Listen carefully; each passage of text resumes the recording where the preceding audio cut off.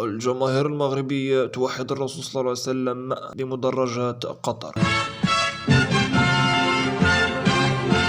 توم بريس، سلام الله عليكم. في ظل إعلان الرئيس الفرنسي إيمانويل ماكرون توجهه لقطر لحضور مباراة نصف النهائي بين فرنسا والمغرب الأربعاء، صارت دعوات منصاتية تدعو الجماهير العربية والإسلامية إلى هتاف جماعي بالصلاة على النبي صلى الله عليه وسلم بالمدرجات وبحضور ماكرون. وتأتي تلك الدعوات للرد على تصريحات سابقة لماكرون كان قد اعتبر فيها الإساءة للنبي محمد حرية رأي، وذلك بعد نشر صحيفة كاريكاتورية فرنسية رسما مسيئا لرسول الإسلام النبي محمد. هذا وإن توافدت عليه جل الجماهير العربية إلى المدرجات وأبدوا توحيدهم من المصطفى صلى الله عليه وسلم قبل بدء المباراة التي جمعت المغرب وفرنسا، ذلك أن جعلت كل الشعوب تتغلغل داخل وخارج أرض المدرجات.